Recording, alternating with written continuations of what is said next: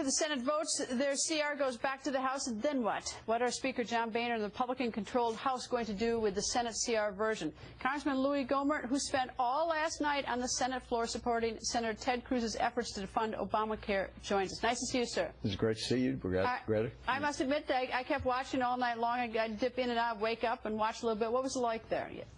Well, it was just a reasoned discussion all night long. Sometimes there was a little levity to help wake everybody up, because sometimes even the speakers needed to wake up a little bit. But it was a great thing, and everybody knew you're focusing light on a disastrous bill that was intended to help military with their first-time home purchase. What is that? This is Obamacare.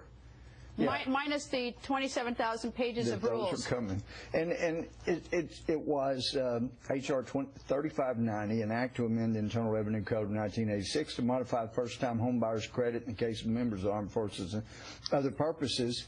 And they stripped out every word and substituted therein Obamacare.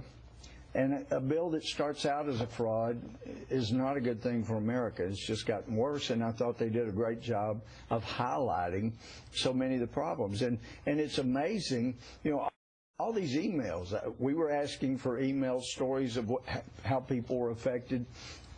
I did get, out of the hundreds we got, one said, well, I think it's great because my 26-year-old has insurance with our family.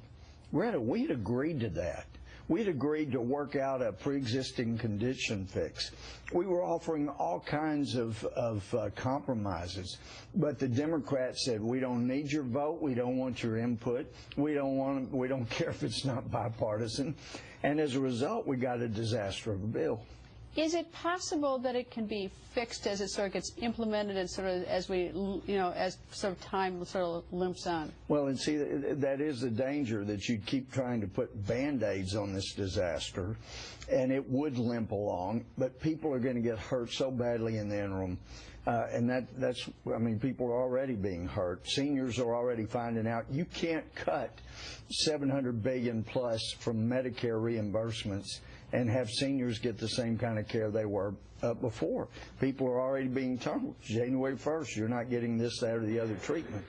So I don't think so. I think in the end we have got to stop this, and that's and the other thing it does too, it puts such a light on it that if Democrats don't stand up and say, you know what, I'm hearing the people as well, and I am going to stand up for the people, they'll pay a price the next election. That's one of the good things about doing what Obama promised but didn't deliver on, debating it on C-SPAN.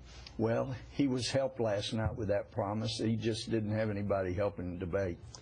Well, the sort of the tragic aspect of all of this is that everybody agrees that there's something wrong with our way we deliver medical services in the country, and everybody wanted to come up with a fix. And now, I hope the Republicans are wrong in saying that this is a disaster, because this is.